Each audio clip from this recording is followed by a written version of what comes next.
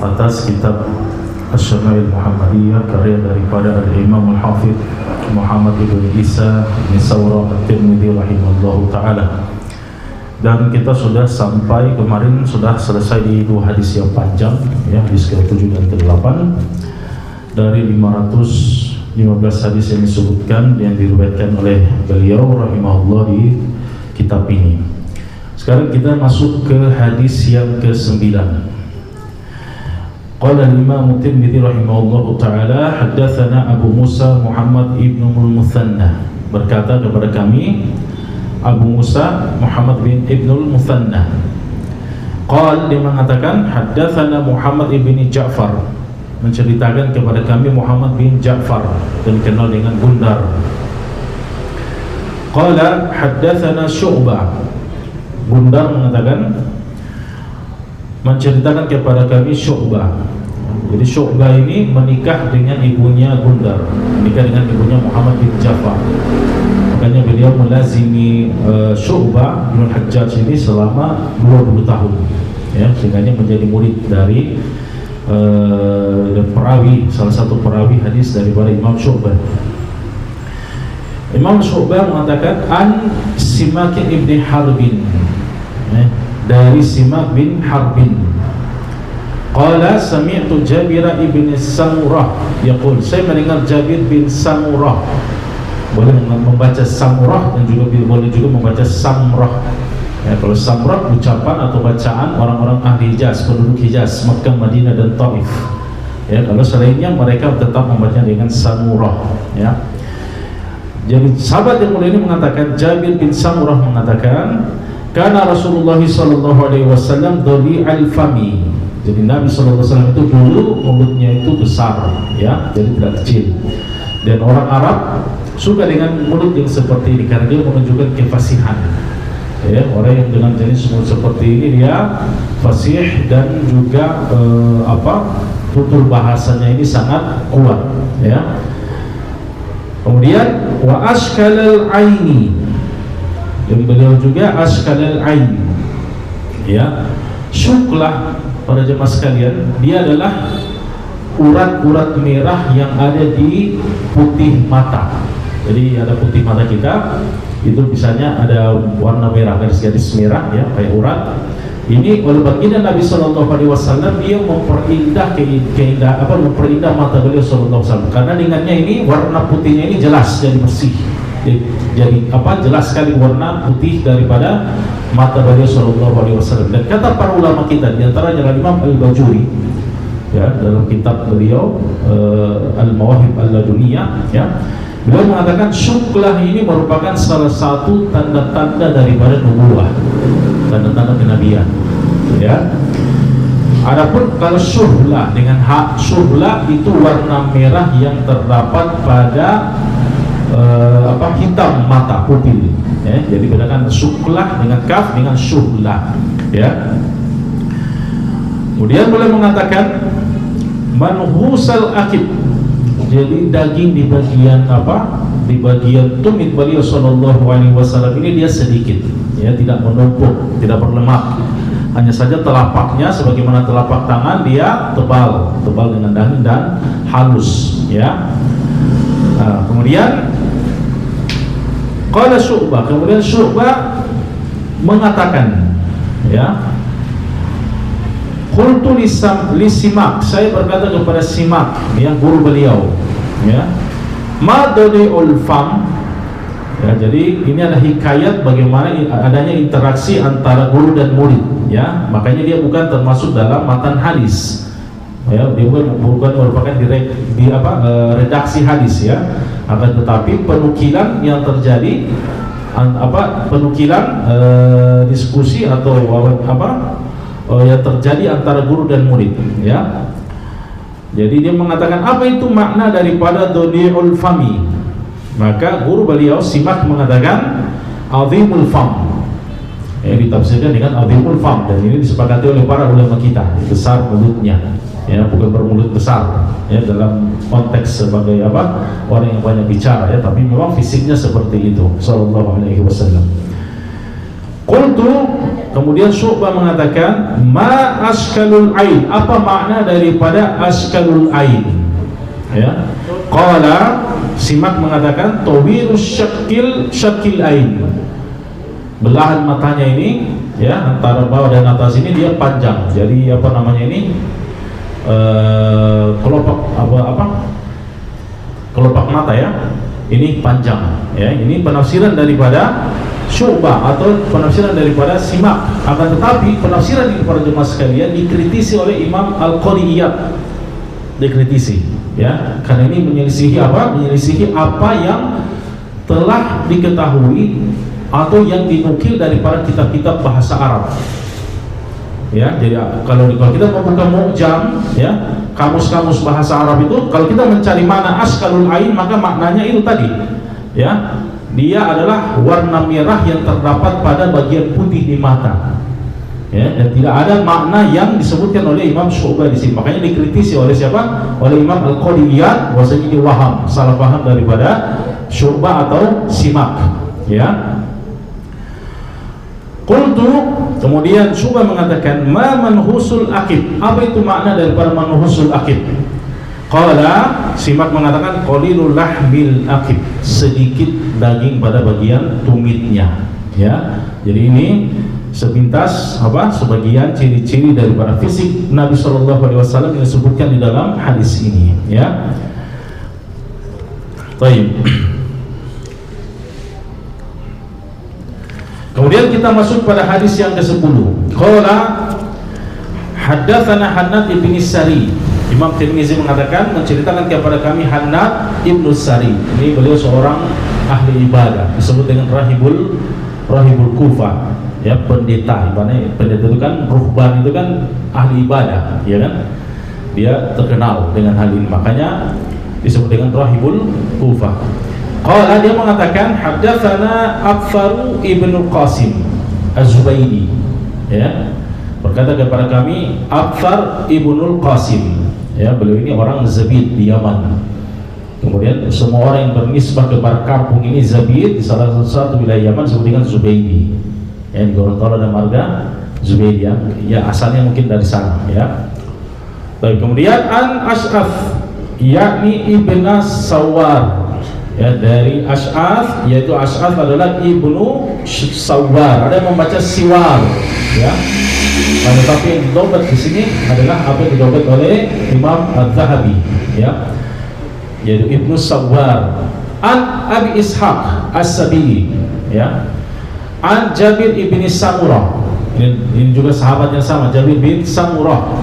Qala, dia mengatakan ra'aitu Rasulullah sallallahu alaihi wasallam fi lailati idhiyan, saya melihat Nabi sallallahu alaihi wasallam pada malam purnama ya. Malam idhiyan, malam purnama itu kan ada dua ya kan, malam 14 dan malam 15 ya, karena kalau sudah 16 itu sudah mulai berkurang dia punya kesempurnaan daripada malam bulan purnama. Tapi orang Arab kalau menyebut malam idhiyan, lailah idhiyan, itu maksudnya adalah 14, karena dia adalah awal daripada kesempurnaan ya, awal daripada kesempurnaan. Awal ketika bulan itu menjadi purnama itu disitulah dia, karena besoknya masih purnama juga.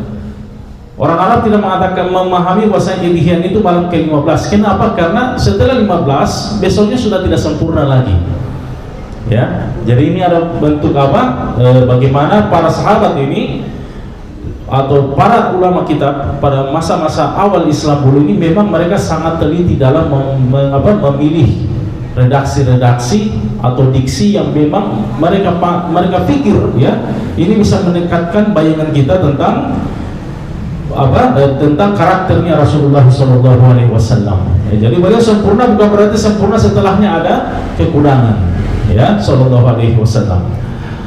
Wa alaihi hullatun hamra, dan beliau menggunakan pakaian jubah yang berwarna merah ya. Nanti insyaallah akan ada babu libas, pembahasan tentang baju apa saja pernah digunakan oleh baginda Nabi, warna-warna apa saja ya. Hanya saja memang salah satu pakaian favorit beliau adalah ini ya, dan bahkan pakaian merah ini dia adalah pakaian daripada penduduk Syam ya, penduduk Syam yang apa, dan orang Syam itu kan dulu memang dekat dengan orang-orang Romawi, ya kan, dan orang Romawi itu kan memang suka yang berwarna merah, ya. Imam Ibnu Hajar Al-Asqalani ketika menukil hadis-hadis yang seperti ini, beliau mengatakan ini dalil bahwasanya tidak mengapa kita menggunakan pakaian yang memang asalnya memang milik orang kafir, ya, selama tidak menyelisihi syariat, ya, tidak menampakkan aurat atau dan juga tidak ada unsur tasyabuh dengan pakaian-pakaian yang merupakan kekhususan mereka terutama dalam ibadah mereka, ya. Makanya hukum asal dalam pakaian selama dia menutup aurat adalah boleh, ya. Baik, kemudian Allah mengatakan faja'altu anzuru ilaihi wa ilal qamar. Maka pada malam itu saya pun mulai memperhatikan baginda Nabi SAW dan juga purnama. Nah, orang Arab itu ketika mau mentasbih, mau memetafor, ya, mau menyerupakan sesuatu itu dengan sesuatu yang indah, mereka sering membandingkannya dengan purnama, ya, karena belum ada mawar waktu itu di sana, ya. Jadi keindahan yang paling bisa didekatkan pada pemahaman orang-orang Arab itu adalah keindahannya bulan purnama. Makanya kalau mereka mensifati sesuatu atau seseorang dengan keindahan, maka mereka akan membandingkannya dengan bulan purnama. Tapi kata para ulama kita, biasanya yang diserupakan itu dia tidak lebih kuat daripada yang diserupakan dengannya. Ya, jadi misalnya Zaid seperti Amr dalam kedermawanan. Zaid kedermawanannya ini mirip dengan Amr, menunjukkan Amr ini lebih kuat kedermawanan daripada Zaid, karena dia mau mendekatkan kita tentang sifat yang ada pada Zaid yang dimiliki oleh Amr, ya. Ini terbalik, ya. Kalau baginda Nabi SAW yang ditasbih ini lebih kuat daripada yang musyabbih, lebih kuat daripada yang ditasbih dengannya, ya. Jadi keindahannya Nabi itu lebih indah daripada purnama, ya.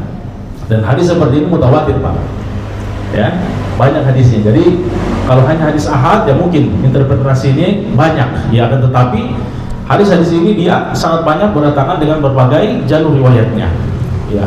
Maka setelah beliau membandingkan antara baginda Nabi SAW dengan qamar, maka sahabat yang mulia ini falahu wa inni ahsanu minal qamar, maka menurut saya, ya, beliau SAW ini lebih indah daripada purnama, ya. Karena kalau purnama yang kita saksikan kalau dalam ilmu fisika, ya, dia kan hanya memancarkan cahaya dari cahaya matahari, ya kan. Tapi baginda Nabi SAW pancaran cahayanya adalah cahayanya sendiri, ya, bukan daripada pantulan daripada benda-benda yang bercahaya yang lainnya. Sallallahu alaihi wasallam. Ya. Baik, di sini Syekhuna bahkan memberikan faedah, Syekh Hisam Al-Kamil. Beliau mengatakan Rasulullah SAW ahsana minal qamar lianna daw'a Rasulullah SAW yaglibu daw'al qamar, karena cahayanya Rasulullah itu mendominasi. Kalau di malam yang sama ada cahaya purnama dan ada baginda Nabi SAW situ, maka cahaya beliau SAW ini mengalahkan cahaya daripada bulan purnama, ya. Bahkan cahaya daripada matahari. Wa idza qaranahu ma'adawi sirajin ghalabahu, ya. Baik.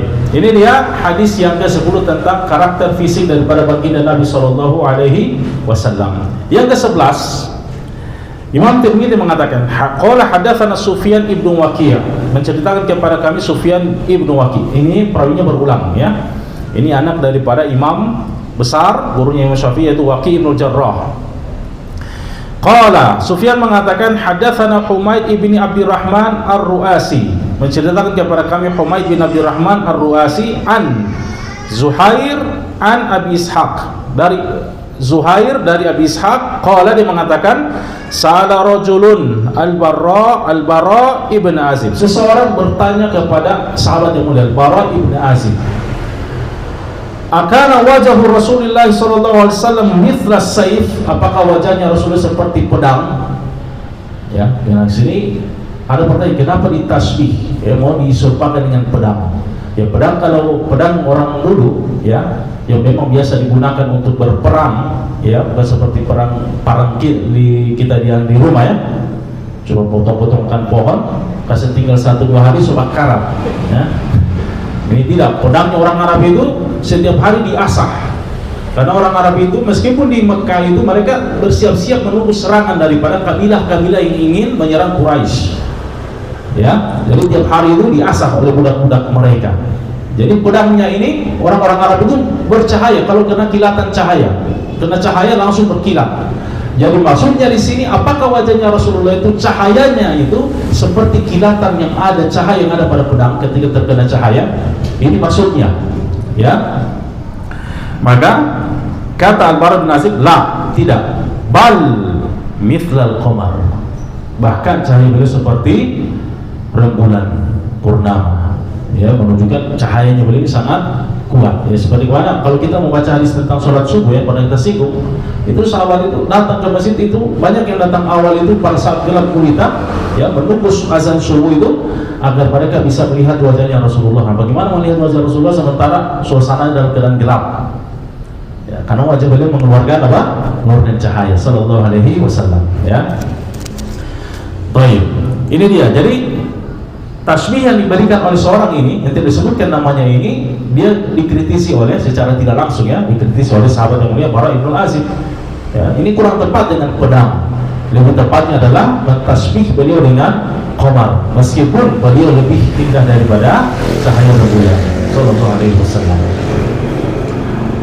Baik, di sini para ulama kita senantiasa mengingatkan, ya, ketika menyebutkan hadis-hadis yang seperti ini menunjukkan bahwasanya syama'il beliau, sifat-sifat mulia beliau, sifat-sifat fisik beliau ini memang bukan cuma diriwayatkan di dalam kitab-kitab ini saja. Sebelum diriwayatkan di dalam kitab, ya, para tabi'in itu, para ulama-ulama di kalangan zaman setelah sahabat itu, mereka memang termotivasi bagaimana, ya, mereka bisa mengetahui, menggambarkan, membayangkan fisik daripada baginda Nabi Shallallahu Alaihi Wasallam.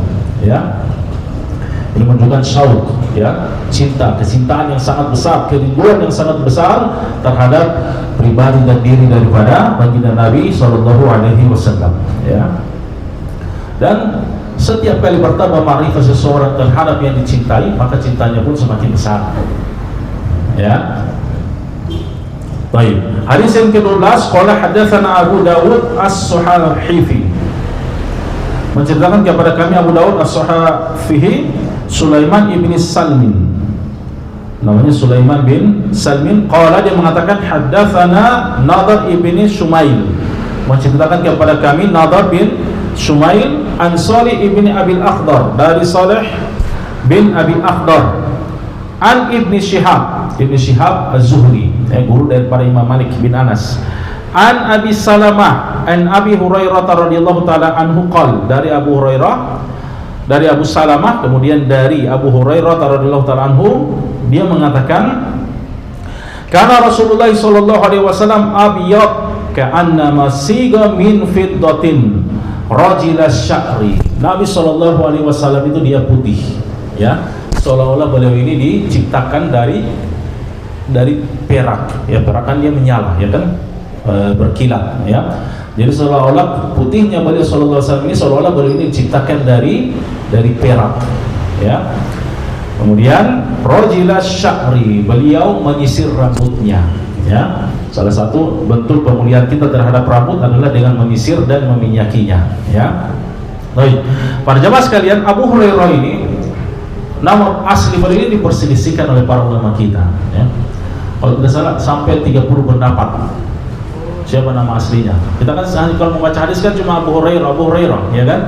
Akan tetapi tidak pernah atau jarang kita membaca nama yang diklaim atau disangkakan oleh para ulama kita sebagai nama asli daripada beliau. Akan tetapi jumhur atau populer dari kalangan para ulama kita mengatakan nama beliau adalah Abdurrahman bin Sakhar Ad-Dawsi. Abdurrahman bin Sakhar Ad-Dawsi, beliau dari Yaman. Beliau masuk Islam pada tahun ke-7 Hijriah setelah perang Khandaq atau perang Khaybar. Masuk Islam di situ. Ada riwayat mengatakan beliau ini sudah masuk Islam semenjak di Yaman. Kemudian mendatangi Rasulullah dengan kaumnya, kemudian menetap di Madinah sebagai ahlu sufah, ya. Dan beliau ini salah satu perawi hadis yang paling banyak, ya, 1.500 lebih hadis yang beliau riwayatkan, dan 500 diantaranya diriwayatkan oleh Imam Al-Bukhari dalam sahihnya. Ya, makanya beliau ini juga sebagai rawiyatul Islam, perawinya umat Islam. Ya. Dan beliau juga beliau wafat di mana? Wafat di Madinah. Beliau sempat menjadi gubernur di Bahrain di masa Umar bin Khattab. Ya. Jadi Umar waktu itu mengingkari apa yang sering dilakukan oleh Abu Hurairah, sering menyampaikan hadis, ya kan? Jadi majelisnya Abu Hurairah itu dia majelis hadis yang paling terkenal di masanya, ya, makanya Umar tidak suka, ya, cuma terlalu banyak menyampaikan hadis, dikhawatirkan akan ada kesalahan ya secara manusiawi yang akhirnya orang menyangka ini adalah sabda Nabi SAW padahal dia bukan, ya. Makanya daripada dia menyebutkan diri dengan menyampaikan manusia hadis, maka Umar bin Khattab memutuskan engkau jadi gubernur saja di Bahrain, ya, supaya tidak berkumpul manusia seperti itu, ya, melalaikan dari Al-Quran. Dan pada masa Umar kan banyak ekspansi, ya, penaklukan, ya, dikhawatirkan buat alasan, oh saya tidak mau pergi, saya mau mendengarkan hadis, ya, dan seterusnya. Sehingga Umar bin Khattab memutuskan beliau untuk menjadi gubernur di Bahrain radhiyallahu taala anhu. Baik, kemudian hadis yang ke-13. Qala hadatsana Qutaibah bin Sa'id, berkata kepada kami Qutaibah bin Sa'id, ya. Qala, dia mengatakan akhbarani Al-Laits ibn Sa'ad, berkata mengabarkan kepada kami Laits bin Sa'ad. Laits bin Sa'ad ini salah satu imam mujtahid mutlak. Hanya saja mazhabnya ini tidak sampai kepada kita, ya. Dikatakan oleh Imam Syafi'i, Laits itu dia lebih faqih daripada Imam Malik, ya, lebih kuat dia punya fikih dan metode istidlalnya, istinbatnya itu lebih kuat daripada Imam Malik, ya. Padahal Imam Laits ini bersahabat dengan Imam Malik, ya, orang kaya, ya, beliau di Mesir, ya. Sekarang masjid beliau, Masjid Pustot itu masih ada sampai sekarang di, kalau tidak salah, dekat Al-Azhar sana, ya. Nah, beliau seringkali mengirimkan hadiah kepada Imam Malik berupa uang-uang sangat banyak, ya, karena beliau punya kebun, ya. Beliau tidak pernah membayar zakat, padahal orang kaya, ya. Kenapa beliau tidak membayar zakat? Karena sebelum masuk haulnya, masa untuk membayar zakat, dia punya harta semua habis, dia sedekahkan, ya. Bahkan diceritakan orang-orang yang belajar sama beliau di rumahnya beliau itu kalau makan itu hati-hati, bisa jadi dia sementara menelan koin, dinar dan dirham. Begitu pula di minuman, pas minum ternyata di dalamnya ada dinar dan dirham, ya. Makanya kalau katakan, ya, pokoknya sampai yang paling banyak makan dia paling banyak dapat doi, ya. Kalau orang tidak begitu, ya. Ya, karena beliau ingin membahagiakan para ulama dan juga para penuntut ilmu, ya. Begitu pula beliau dia punya kebun, dia bilang semua orang miskin silahkan ambil yang dia suka dari kebunnya saya, ya. Makanya beliau sempat difitnah, pernah difitnah, sehingganya sempat terjadi konflik, ya, dengan orang-orang yang tidak suka dengan beliau, hingga akhirnya, ya, beliau ini punya kapal. Bayangkan ada ulama sudah punya kapal, ya. Di kapalnya inilah disimpan dia punya kitab-kitab yang beliau beli, beliau salin, yang beliau tulis itu disimpan di kapal ini. Tiba-tiba terbakar, ya, tiba-tiba terbakar, sehingganya ilmu beliau itu tidak sampai kepada kita secara mutawatir, ya, sehingga mazhab beliau ini tidak ada, ya. Nah, Imam Syafi'i ketika sampai di Mesir, dia hanya bertemu dengan murid-muridnya Imam Laits bin Sa'ad ini. Ketika dia cari tahu, ternyata fikihnya beliau ini fikihnya Imam Laits ini membuat Imam Syafi'i kagum, ya. Padahal Imam Syafi'i muridnya Imam Malik, ya, tapi Imam Syafi'i tidak pernah bertemu dengan Imam Laits, ya. Sehingganya beliau mengatakan Imam Laits ini dia lebih faqih, lebih kuat fikihnya daripada Imam Malik bin Anas radhiyallahu taala anhu, ya. Ini mustahil mutlak, artinya mereka haram untuk taklid. Ini yang haram untuk taklid yang imam seperti ini, ya.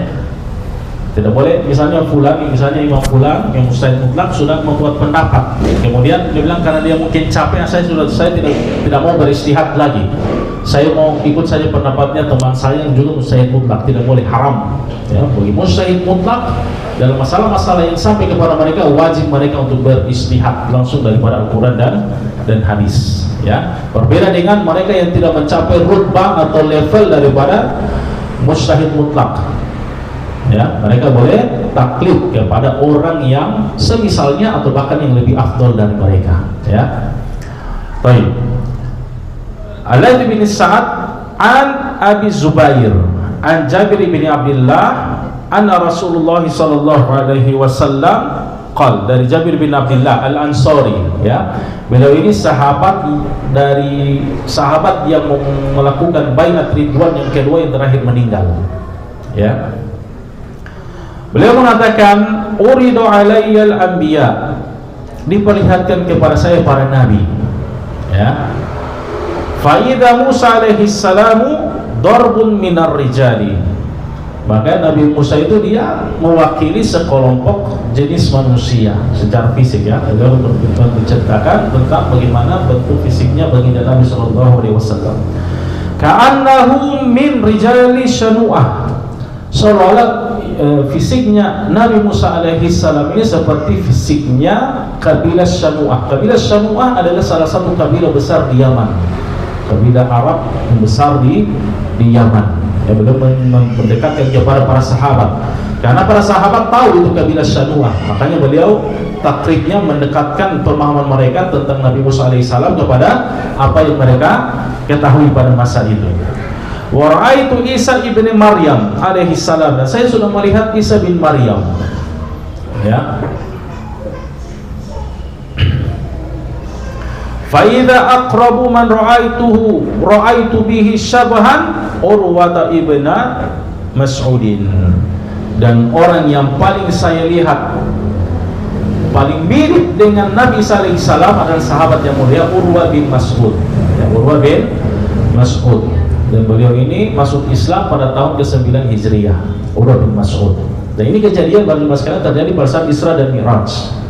Ya, kejadian dan beliau menceritakan, tapi bukan dalam konteks menceritakan tentang apa siapa?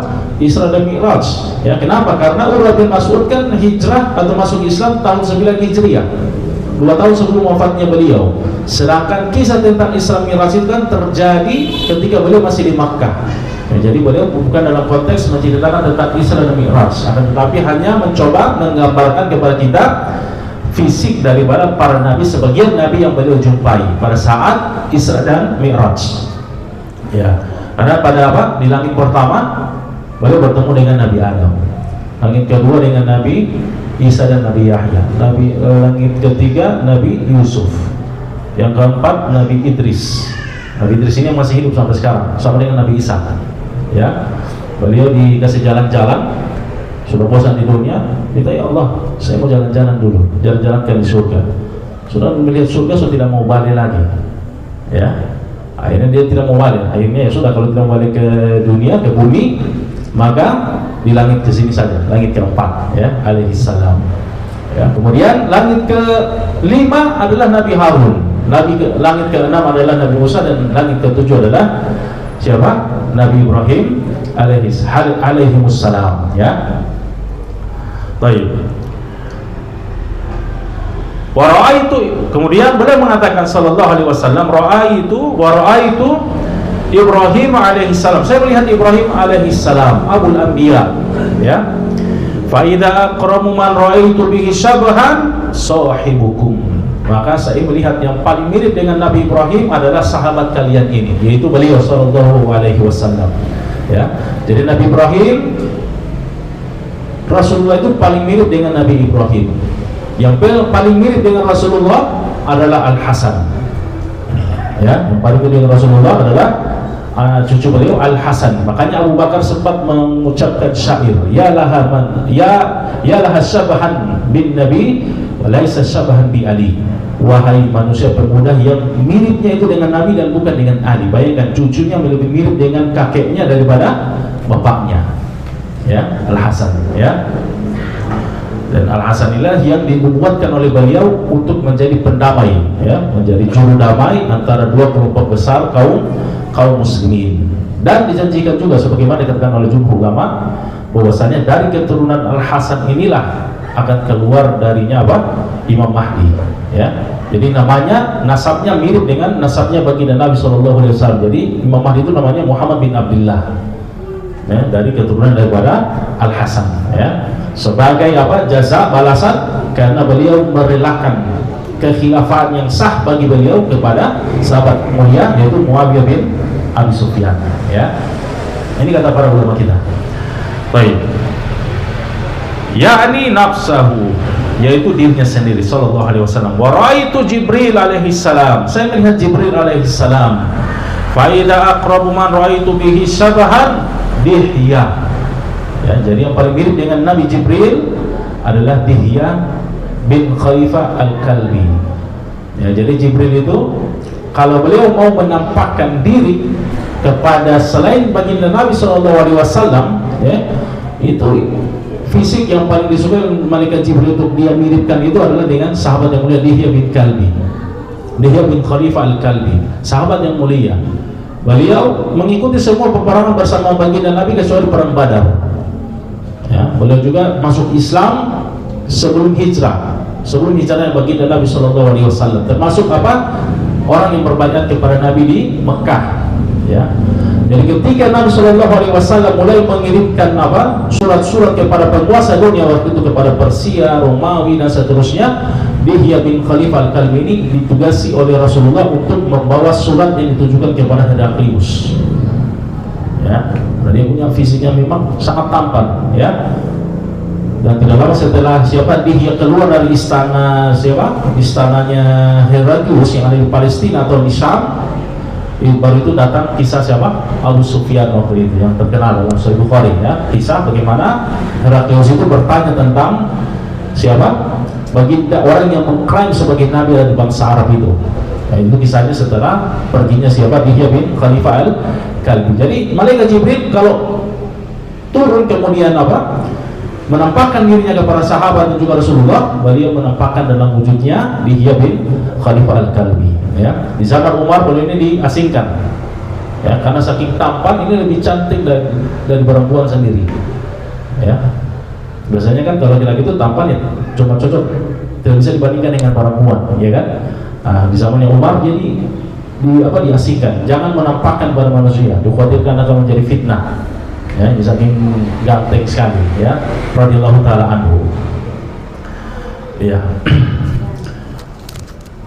Nah, di sini Syekhuna Hisham Al-Kamil beliau memberikan faidah. Jadi secara bahasa faidah lughawiyah. Jadi Musa itu adalah nama yang diberikan oleh Asiyah bin Muzahim, yaitu istri daripada Fir'aun.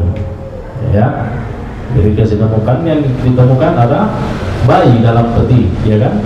Tidak ada DP akta kelahiran di situ, tidak ada nama. Dibawa ke istana, kemudian diberi nama oleh Asiyah bin Muzahim.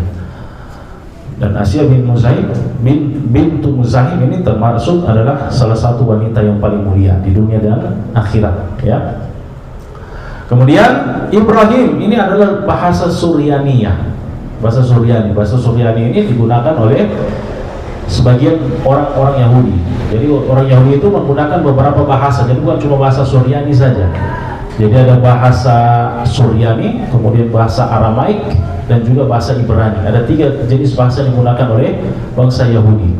Ya, dan para ulama kita khilaf Nabi Isa itu berbahasa apa? Ya, bahasa Ibrani, Suryani atau Aramaik. Karena masing-masing bahasa ini mewakili tradisi Yahudi yang tersendiri. Ya, tradisi Yahudi yang tersendiri. Orang pakai bahasa Ibrani itu dia punya kiblat yang ada di Palestina. Yang memakai bahasa Suryani atau bahasa Aramaik, kiblat Yahudinya mereka itu ada di di Nablus. Ya, jadi mereka anggap ini tempat sucinya mereka, bukan di Palestina. Ya. Nah, jadi Ibrahim ini dia bahasa Suryaniyah. Ya, menurut pendapat Syekhuna di sini. Dan artinya dalam bahasa adalah Abu Rahim, Ibrahim, Abu Rahim, bapak yang penuh kasih. Ya. Kemudian Jibril ini juga bahasa Suryani. Ya, bahasa Suryani yang artinya adalah Abdullah. Ya, Abdullah karena itu artinya Allah. Ya, dia paralel dengan lafzul jalalah yang ada dalam bahasa Arab. Ya, makanya Isra'il, itu dia Isra'il. Ya. Jadi hamba Allah yang berjalan di tengah malam. Isra itu kan berjalan malam hari, ya kan? Israil, ya. Mikail, ya. Israil, ya. Itu nisbahnya apa? Disandarkan kepada Allah Subhanahu wa taala, ya. Kemudian ya, di sini juga beliau menyebutkan faedah yang sudah disebutkan tentang Dihya bin Khalifah al-Kalbi. Baik. Kemudian hadis yang ke-14, ya. Insyaallah malam ini kita mengkhatamkan bab yang pertama, yaitu bab tentang karakter fisiknya baginda Nabi SAW, dan bab kedua bercerita tentang cincin nubuwah, ya, cincin nubuwah. Bagaimana itu cincin nubuwah, ya? Baik, qala hadatsana Sufyan bin Waqi', menceritakan kepada kami Sufyan bin Waqi' wa Muhammad bin Bashar. Muhammad bin Bashar ban bundar, ya. Jadi bahasa Indonesia bundar itu maknanya sangat terpuji dalam bahasa Arab. Ini suqul ilm, pasarnya ilmu, bundar, ya. Wa ma'nal wal makna wahid. Ya. Makna daripada hadis yang akan diriwayatkan oleh dua guru daripada Imam Tirmidzi ini maknanya sama. Ini mengindikasikan redaksi hadisnya beda.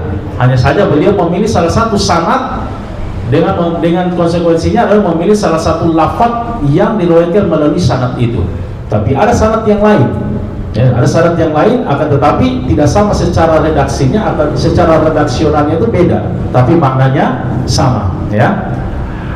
Qala, mereka berdua mengatakan, akhbarana Yazid ibnu Harun, mengabarkan kepada kami Yazid bin Harun an Sa'id al-Jurairi. Qala, dia mengatakan, sami'tu Aba Tufail yaqul, saya mendengar Aba Tufail. Aba Tufail dia sahabat yang terakhir kali meninggal, ya. Sahabat yang terakhir kali meninggal namanya Abu Tufail, meninggal di Basrah, ya. Itu umurnya sampai 110 tahun kalau tidak salah, ya, umur panjang radhiyallahu ta'ala anhu.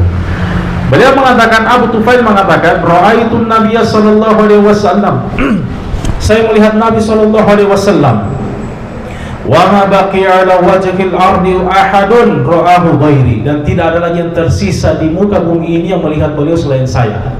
Ini penegasan dari beliau bahwasanya beliau sahabat terakhir yang paling terakhir meninggal. Artinya apa para jemaah sekalian? Menunjukkan beliau ini mengenal semua sahabat. Ya, tidak mungkin dia mengklaim ini kemudian dia tidak kenal sahabat. Ya, para ulama kita mengatakan sahabat itu ketika Nabi SAW meninggal itu, sahabat itu berjumlah 120.000 orang sahabat. Ya, Imam Syafi'i mengatakan 60 orang. 60.000 orang. Ini untuk mengkomparasikan dua jumlah yang sangat masif perbedaannya ini, kata para ulama, yang 60.000 itu para sahabat yang sudah divalidasi, sudah pasti dia adalah sahabat. Adapun yang lainnya itu data-datanya itu belum jelas atau ada yang diperselisihkan, ya. Karena sebagaimana dalam disiplin ilmu hadis ada masalah khilaf dengan para ahli hadis.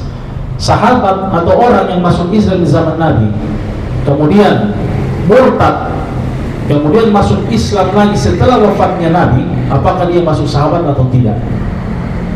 Ya, ini ada khilaf dalam ahli hadis, ya.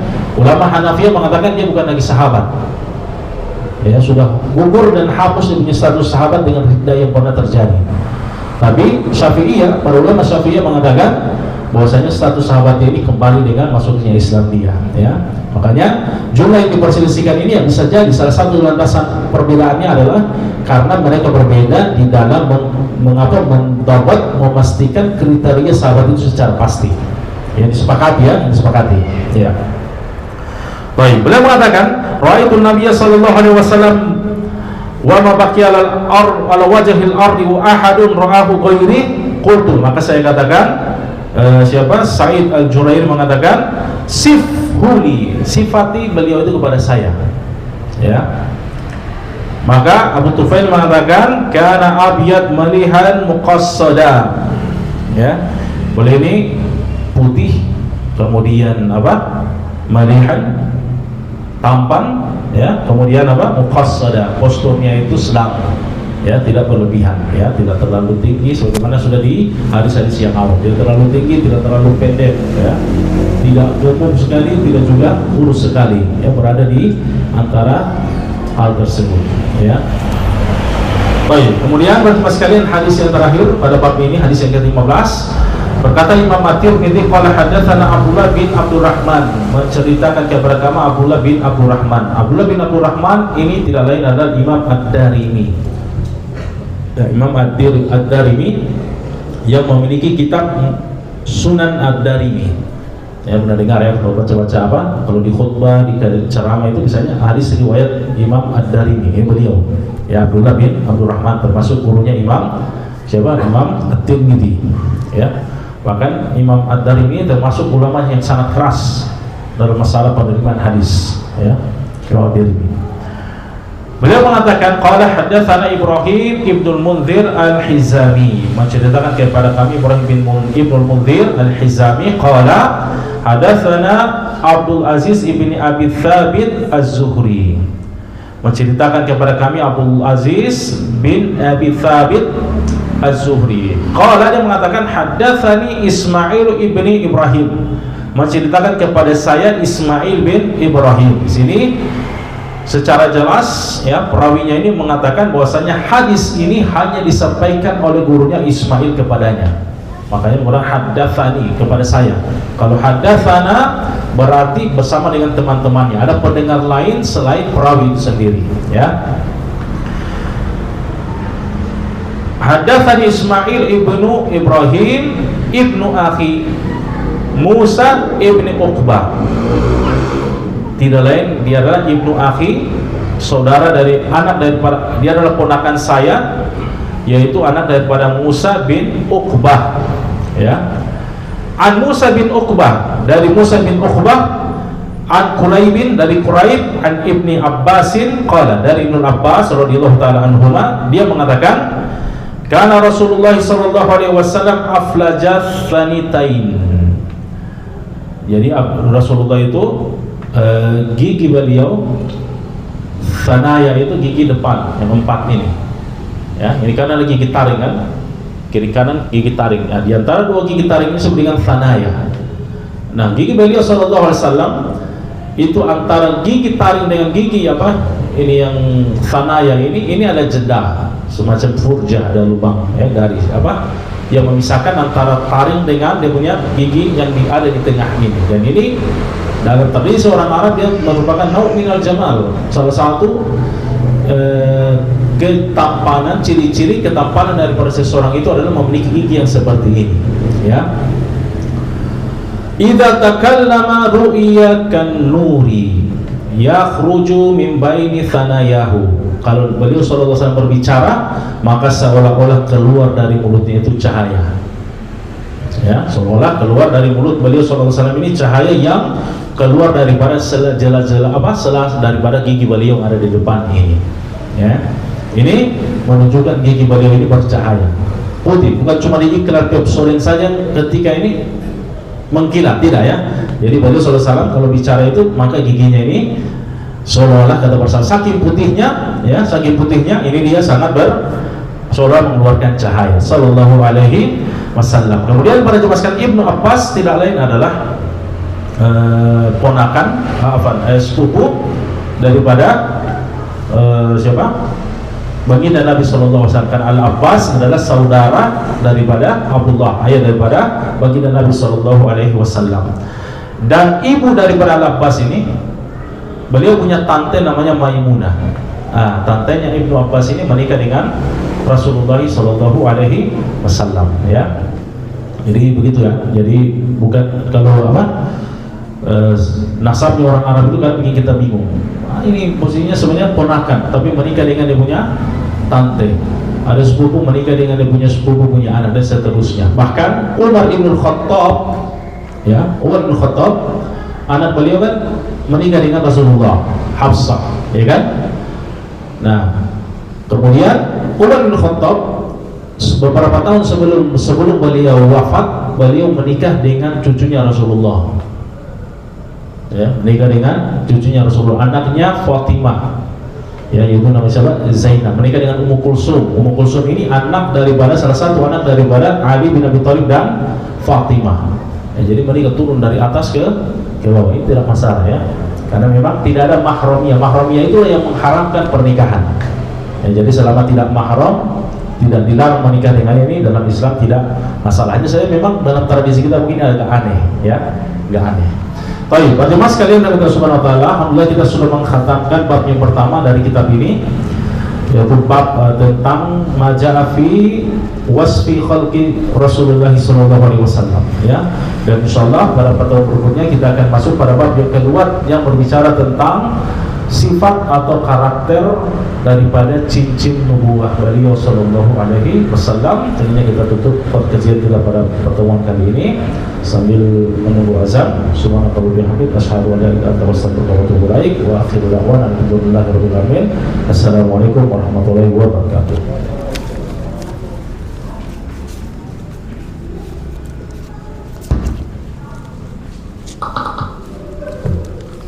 Baik, terima kasih. Mungkin dari Bapak Ibu jamaah ada yang ingin bertanyakan dengan materi yang sudah disampaikan pada hari ini. Kita buka tiga pertanyaan. Jadi buat Bapak Ibu dipersilahkan.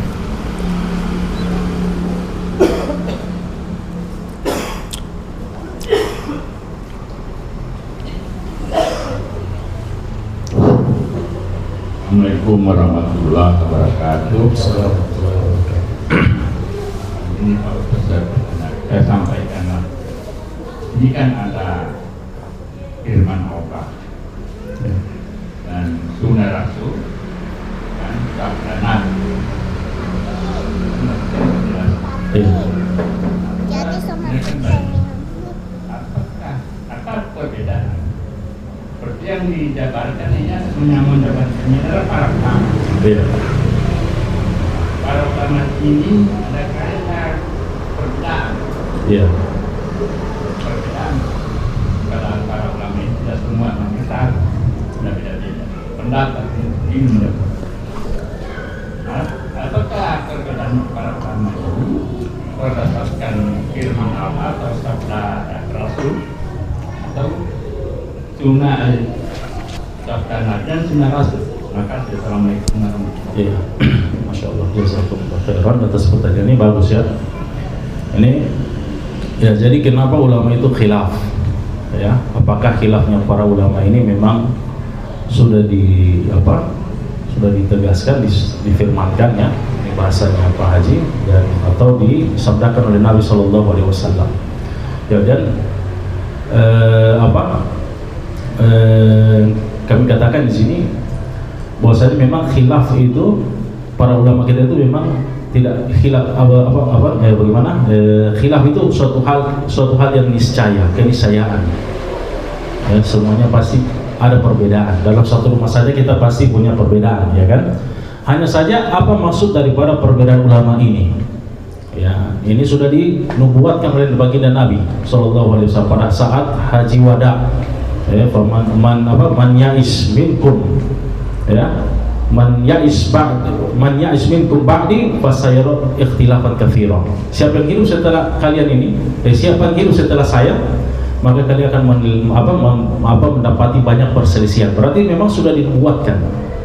Ya, ini menunjukkan salah satu ciri-ciri nubuatnya beliau adalah memprediksi apa yang akan terjadi. Nah, para ulama kita itu mereka khilaf itu hanya dalam masalah-masalah cabang, bukan dalam usul agama. Ya, rukun iman tidak berbeda, rukun Islam tidak berbeda, semua sepakat. Tidak ada yang mengatakan, tidak ada ulama kita yang mengatakan sholat itu tidak wajib. Semuanya sepakat, ya, karena dia merupakan prinsip daripada Islam itu sendiri. Nah, yang mereka khilafkan ini adalah masalah-masalah cabang. Masalah-masalah cabang. Kenapa mereka khilaf? Salah satu sebabnya adalah perbedaan redaksi hadis yang sampai kepada para ulama itu. Ya, karena memang di masa-masa awal itu, terutama di masanya siapa? Khilafahnya siapa? Umar bin Abdul Aziz. Beliau di masa itu, para ulama itu keras. Mereka mengatakan tidak boleh meriwayatkan hadis dengan makna, harus meriwayatkan hadis dengan sebagaimana yang disabdakan oleh Nabi SAW. Kemudian yang kedua, tidak boleh menulis hadis. Itu permasalahannya dari awal itu, dari sejak zaman Nabi itu Nabi melarang menulis hadis. Nah, permasalahannya adalah ketika bentangan waktu antara wafatnya Nabi dengan masa pada khulafa Rasyidin itu atau setelah mereka ini, bentangan ini sangat panjang. Sehingga untuk memvalidasi apakah ini yang disabdakan oleh Nabi itu adalah suatu kesulitan lagi. Makanya setelahnya, ya, setelah adanya fatwa-fatwa para ulama di masa itu melarang meriwayatkan hadis secara makna, maka datanglah masa di mana mereka katakan boleh meriwayatkan hadis dengan makna, dengan catatan dia alim bil arabiyah. Nah, karena diriwayatkan secara makna, misalnya dikatakan aflaj. Apa itu aflaj? Aflajul thanitain. Apa itu aflaj? Itu khilaf para ulama. Karena makna aflaj ini memiliki banyak kemungkinan tafsir secara bahasa. Seperti misalnya begini, di zaman Rasulullah itu para istri beliau itu pernah beliau katakan begini, yang pertama kali yang akan menyusul saya, yang pertama kali akan meninggal dari kalangan istri saya, tangannya paling panjang. Apa makna tangan panjang kalau di Indonesia? Pencuri. Tapi kalau di Arab orang yang paling dermawan. Jadi tidak boleh memahami tangan panjang menurut bahasa Arab, orang Arab di zaman itu dengan tangan panjang yang ada pada masa sekarang. Nah, apa yang terjadi pada jemaah sekalian? Istri-istri Nabi itu langsung ambil ukuran dalam ukuran tangan masing-masing sampai yang paling panjang. Ya kan? Sampai yang paling panjang. Nabi tertawa melihat perbuatan daripada baginda dan para istri-istri beliau ini, karena mereka memang ingin orang yang paling pertama bertemu dengan Nabi SAW, orang yang pertama menyambut Nabi setelah wafat.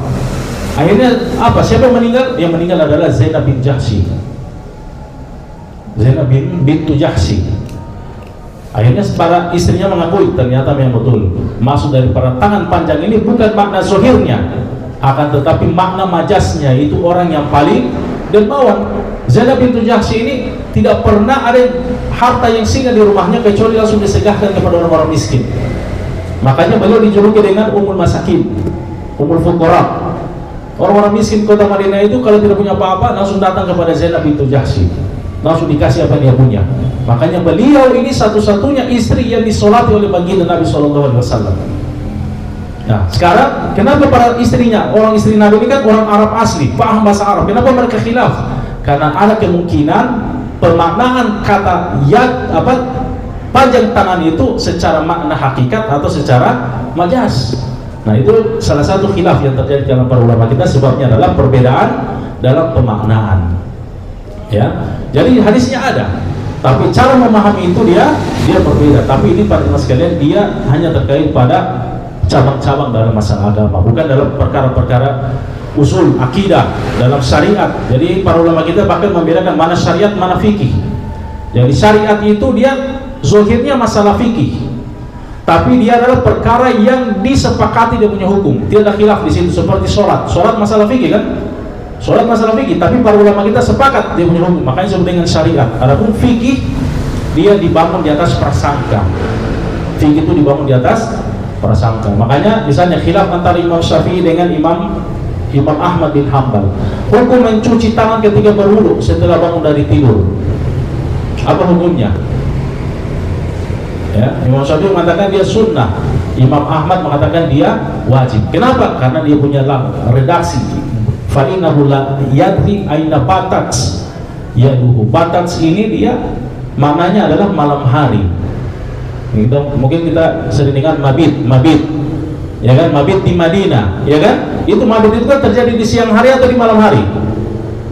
Mabit di Madinah, di Mina, di malam hari. Mabit itu dia konsekuensi makna zohirnya adalah malam hari. Tapi Imam Ahmad memaknai mabit bata di sini bukan sebagai makna secara spesifik, tapi dia bermakna umum, yaitu bermakna kana. Jadi takwilnya adalah fa innahu la yadri aina kanat siyaduhu. Kalau sudah dimana seperti itu, maka akan ada khilaf. Ya, jadi banyak dia punya sebab-sebab. Ya, ada sebab lainnya juga. Ada ulama yang tidak mengetahui suatu hadis, dia tidak tahu, kemudian dia berfatwa menyelisihi hadis itu.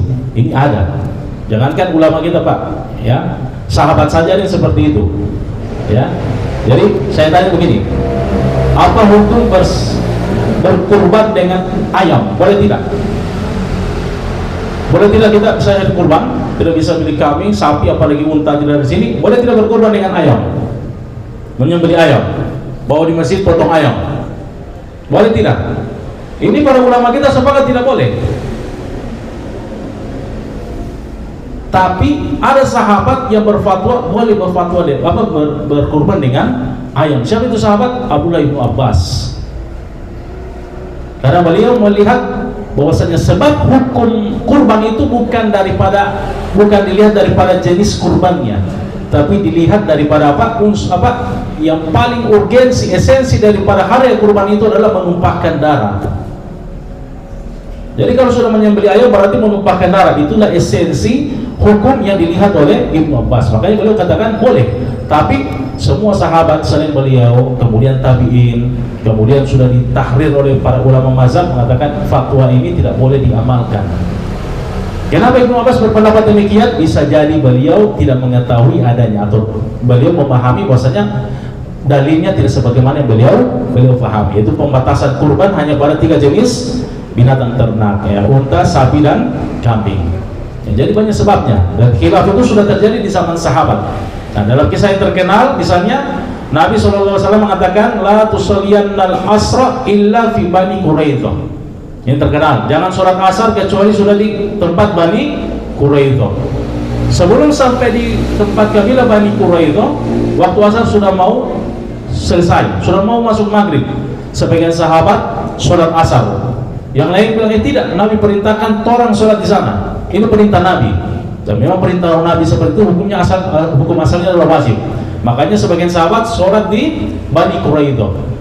Akhirnya disampaikan kepada Nabi kisah ini, yang terjadi Nabi yang tertawa. Dia tidak larang, karena memang masing-masing memiliki kemungkinan penakwilan yang sah di dalam syariat kita. Nah, bagaimana kita mengetahui bahasanya ini boleh ditakwilkan, bisa difahami ini dengan ini?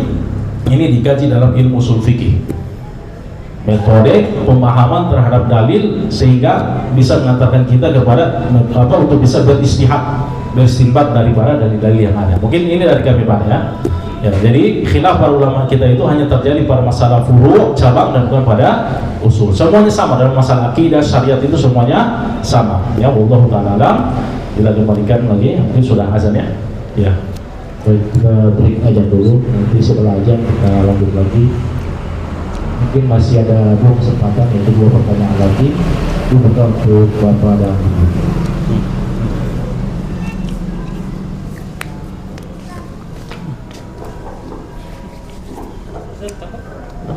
Sebentar.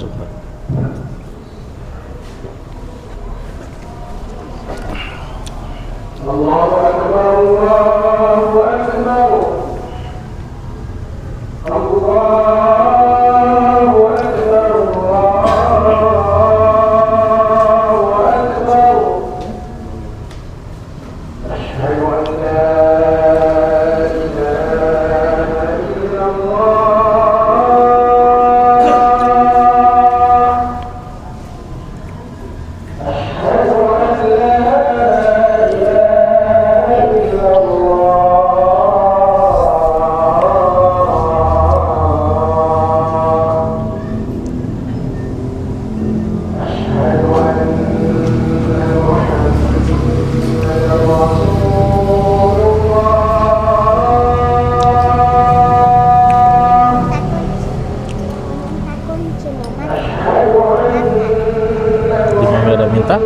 Nanti mah.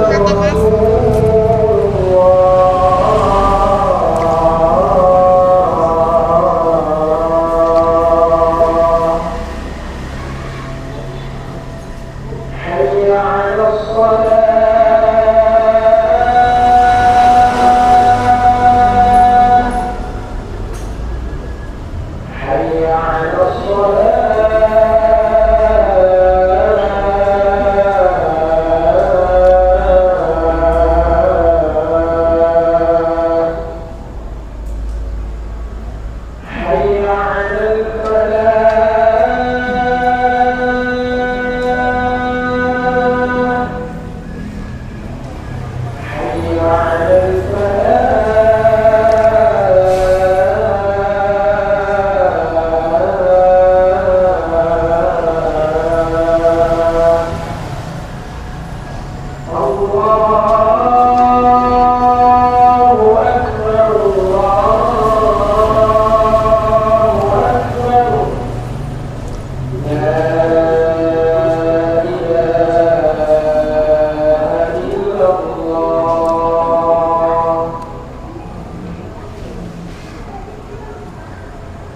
Bapak Ibu, melihat waktu yang tinggal beberapa menit lagi, mungkin kita buka satu saja pertanyaan. Barangkali masih ada yang ingin bertanya. Ada ibu-ibu?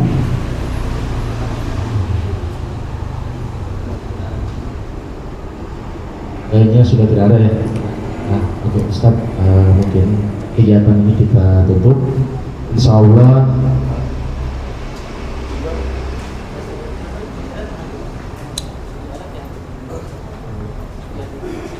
sudah pulang tadi. mungkin Bapak Ibu, untuk kajian kita pada malam hari ini kita akhiri, dan insya Allah pada malam minggu ini kita akan melaksanakan kajian rutin yang sebagaimana yang sering kita laksanakan pada sebulan 2 kali, dan untuk materinya nanti akan diinformasikan. Demikian, wabillahi muwaffiq ila aqwamit thoriq. Assalamualaikum warahmatullahi wabarakatuh.